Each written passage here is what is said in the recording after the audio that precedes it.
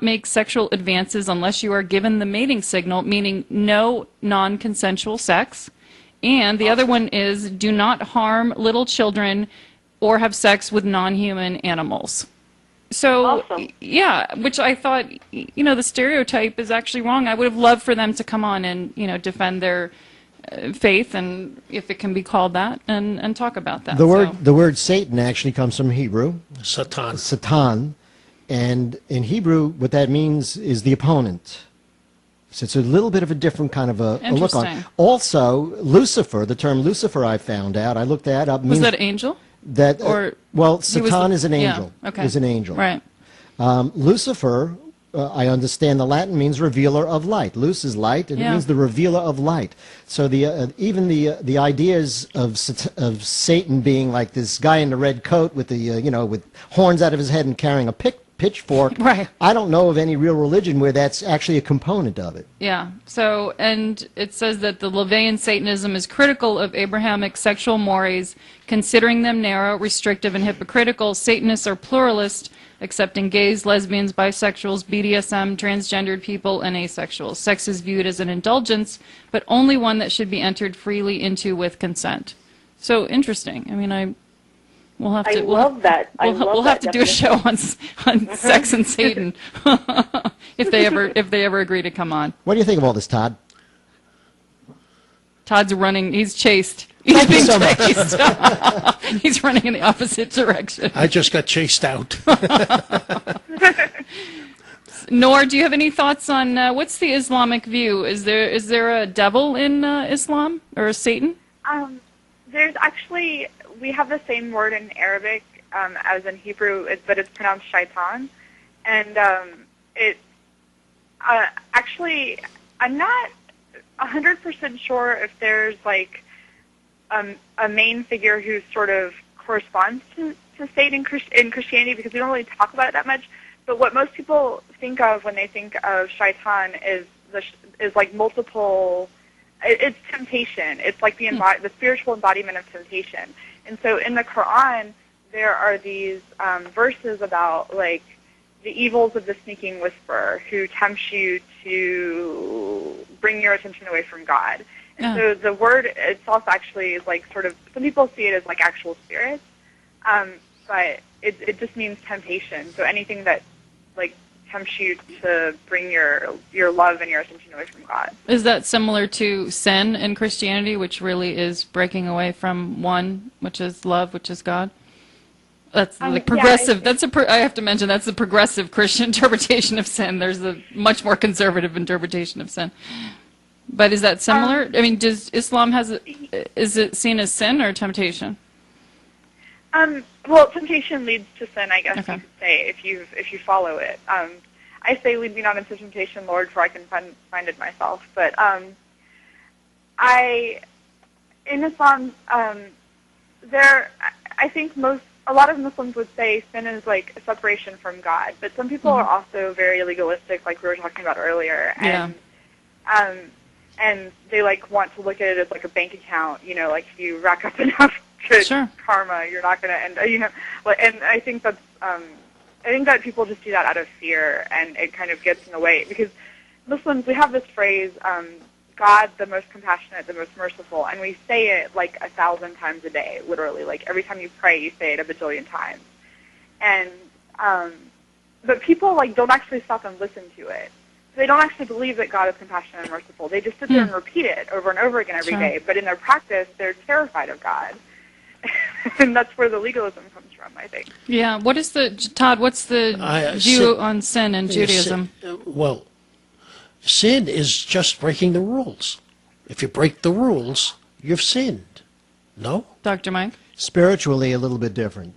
Spiritually, sinning is giving your energy up to something that should not have it. Idol worship would be an example. If I go ahead and I love my money, and I'm concentrating on that, I'm giving up my light, my energy, which I could use as a connection to the Creator for some other purpose. Are you talking about breaking the Ten Commandments? Well, is that part of it? In Judaism, that's also quite a fallacy, because in the Hebrew, there is no Ten Commandments. Okay. Okay, my Hebrew is not good, but in essence, it's something like 10 words. it's 10 sayings. I mean, the literal translation is 10 sayings. And let's face it, a murderer is not going to get up one day and go, oh, gee, it says, thou shalt not murder. I guess I better change my mind.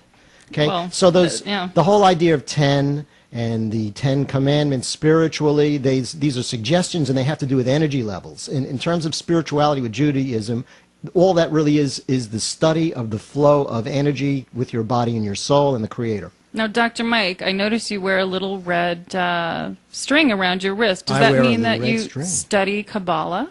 And can you tell us about that? Well, I do study. I've been involved with the Kabbalah centers in Boca Raton since 1997.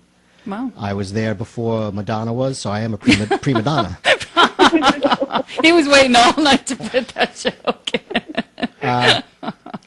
So I have some knowledge. I certainly don't have enough knowledge, and the amount of information that's available to go ahead and try to garnish for yourself is extraordinary, and it's a lifetime study, really. What's the relationship, though, between modern-day Judaism and Kabbalah? Is it a separate belief system? It's a form of Judaism? It explains why you do things. Like Todd has said, well, if you do things, well, so why do you do them? Why do you put the yarmulke on your head?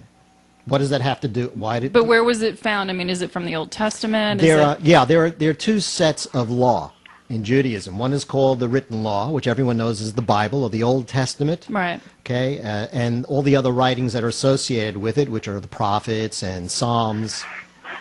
And then there is something that's called the unwritten law. And the unwritten law came down at the beginning of time and was passed from generation to generation to generation. Eventually, it was codified and written down. Probably maybe about 2,500 years ago by Maimonides.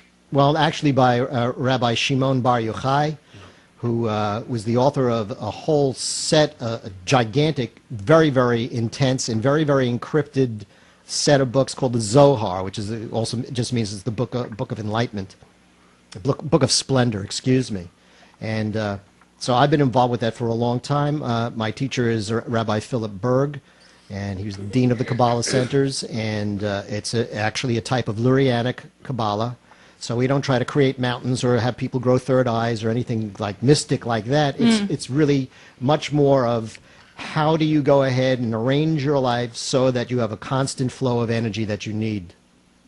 How you go ahead and stop blockages that you create for yourself. So is it the practical application of Judaism to your everyday spiritual life? Right. So when you read something in Old Testament that says, I could say that if you're a slave and you decide to remain a slave even though your master sets you free, then you're supposed to go ahead and the master's supposed to bore a hole in your left ear, and you read some of this stuff and you go, well, what the hell does this have to do with me? Okay. Who cares? Who cares? And what Kabbalistic thought will do is try to tell you what are these internal meanings? What are the real meanings? You know, you can tell a simple story. You can tell a story that has maybe some parables associated with it. Then you get into the real secrets, and you can continually learn more and more. And what that does is it helps you go ahead and get more energy into your life. The whole idea between Kabbalah is to go ahead and improve yourself and transform by connection with the Creator. Huh, interesting. Can you relate to that, Dawn? Well, actually, probably the only thing that I wanted to mention, though, was just the whole idea of sin. So we don't really have a concept of sin per se, but what we do have is the threefold law. So as it is... what is the threefold law? Oh, it's... The threefold law is that whatever we do will come back to us threefold. So if we do harm someone, that's going to come back to us threefold, or if we help someone, it's going to come back threefold. And then some of us believe that it's not only threefold, but it's until we learn the lesson. So that's almost like karma in Buddhism, right? The threefold law. Exactly. Interesting. Exactly. Yeah. So paganism definitely has some similarities, or Hinduism and Buddhism. I think that all spiritual teachings have a lot of similarity. Sure. Oh, yeah. If you look at associated with Krishna and Buddha and Jesus, they were saying the same exact things. Loving kindness, and Jesus talked about love. You know, the most important thing is love. Same thing Krishna. in Judaism. I mean, there's a famous story about Rabbi Hillel, and someone went to Rabbi Hillel and said, "Can you explain Judaism to me while I'm standing on one foot?" Yes, indeed. And what did he say, Todd? He said, yes, I can. And he stood on one foot and he said, oh, Love your neighbor. no. Do unto. Do not do anything to others that is abhorrent to you. And then he said the rest is commentary. So all of All the religion rest and all Is of boiled down to right, sure, all of that same like all of that stuff Kara was again saying. it's a method Yeah. to get you to that point.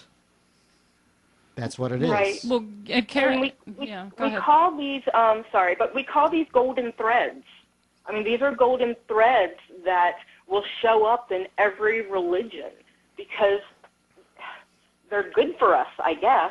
I mean, it's just, Yeah. it's just a good way to live. Sure. So Yeah, that's. But is sex a golden thread? Sex is the golden I think thread. so. We're gonna I think so. we're gonna go ahead and we're gonna take a quick break. Hang on, ladies. And if you can hang on, we'll go ahead and then we'll get back with everybody. And we will go ahead and wrap it up for the evening. I've had a lot of fun. I think my head's going to explode. I mean, this just... Remember, the only thing you have to remember is the orgasm part for your wife. That's it. That's the Orgasm. only thing you got to take All away right. from this. We'll talk about the main meaning of the whole story, I guess, when we get back. You're listening to Reality Radio. We'll be back in a few minutes. Welcome back, everybody. This is Reality Radio. And again, we're going to be heading out of the studio in a few minutes. So this is your last chance to get on board with us here. If you'd like to, please give us a call, 305-541-2350. And again, we are streaming live on reality-radio.net. You can join us there in our chat room. Some people have had trouble finding the video streams and the live signal. It's all over the place. If you just go to that main page and you go ahead and go to the bottom of the main page, we have immediate links that you don't have to even go into any of our Call in, and then there's watch the live video feed. So there's a link for each of those. Yeah, so feel free to give us a call because we have maybe about 10 minutes left of the show here this evening. Show has been really awesome. I know we've had some great guests and calling guests tonight from all different religions. I love that. So did we come to any conclusions about sex and religion tonight? Our panel, Nor, what do you think about the whole topic, and what can we take away from all this? Why don't we just do like a yes or no question, okay? Let's see, and this is going to be in terms of everyone's particular belief set in terms of their own religion, but let's see, Nora, does your religion help you in terms of your sexual being? Yeah, I think so. All right, next. All right, it's a yes or no. So, Dawn. Okay, yes. Definite yes. Okay, Ingrid. I got to say yes and no. Yes and no. What does that mean? I definitely have some guilt and some issues, sure, from what I was raised with and Christianity. Yeah, and I have a lot of friends who are gay, and I think it's incredibly unfortunate that most of the churches that I go to, my friends can't show up openly. Certain professions, people who are sex workers, the people who should most be able to show up in life at church, hurting or from any walk of life, any sexuality, we can't. And that hurts me, and that bothers me. Mm-hmm. I do consider myself a born-again Christian, a very non-traditional Christian. I believe in reincarnation. I do believe we all pray to the same God, but my spiritual experience was a Christian one. It was I experienced the grace and mercy of Jesus Christ, and it changed my heart. Same person, different heart. So I would never want to live without my faith. I would rather spend, one day as a Christian than 1,000 years without. It's completely changed my heart. Excellent. Todd, what do you think? Me? Yes or no? Yes. Yes. Okay. Now, for me, a yes, definitely. Dawn, I didn't mean to cut you off, but you said yes, and then you were going to go ahead and expound on that. Please do. And we got to go back to Nora too, because she was going to. Yeah, no, I think Nora was. Oh, it was Nora. Okay. Yeah. Nora, go ahead. I'm the one that's a definite yes. Okay, go ahead, Nora. I figured that. I was going to say, I think the great thing is that it seems like we're all talking about, celebrating our sexuality, and I think, and especially in organized religions and in culture where it becomes a cultural thing, like in America with Christianity and in Muslim countries with Islam,